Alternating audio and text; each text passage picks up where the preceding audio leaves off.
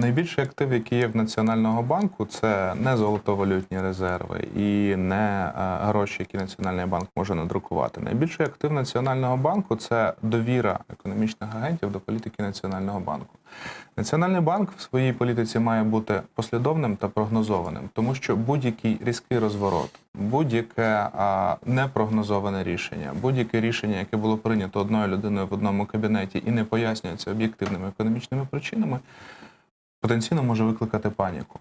А паніка – це відток інвестицій, паніка – це намагання всіх економічних агентів свої ризики зменшити, вивести, перевести в інші юрисдикції.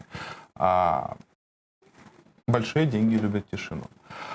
Національний банк у своїй політиці послідовний, і Національний банк прогнозований для економічних агентів. Це найбільший актив, який ми здобули за 5 років режиму інфляційного таргетування, до якого ми перейшли в 2016 році. І без цього, без довіри, нас в фінансовій системі чекає хаос і паніка. Що ж до тренду на зниження ставок, він почався не вчора і не позавчора. 18% облікова ставка – це весна 2019 року. Починаючи з весни 2019 року, тобто вже більше як рік, Національний банк поступово, крок за кроком, але послідовно знижує облікову ставку. Знижує її саме тому, що існують об'єктивні макроекономічні передумови. Саме тому, що ми спостерігали дуже позитивні для української економіки тенденції протягом попереднього року.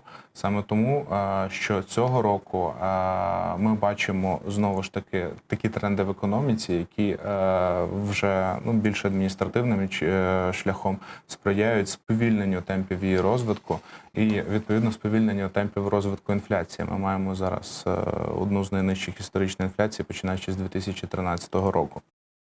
Найнижчу.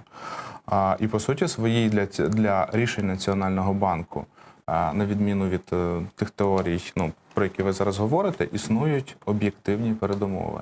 Більше того, Національний банк не є one-man-show. Національний банк є інститутом, який працює відповідно до певних законів і певних закономірностей. Законів я маю на увазі, не законів як таких України, але і до них також. Але також і економічних законів, і політик, які є всередині. І рішення, яке приймалося, не приймалося особисто правлінням Національного банку чи якоюсь одною особою, під якою, як ви кажете, може захитатись. Це рішення приймалося десятками, якщо не сотнями експертів, які кожен долучилися до нього. І фактично, я вважаю, що сильний, незалежний інститут Національного банку – це один з головних здобутків, які в нас зараз є. І саме в інституті, а не в особистостях, які ним керують, криється сила цього інституту. Я вважаю, що це те, за що варто боротися.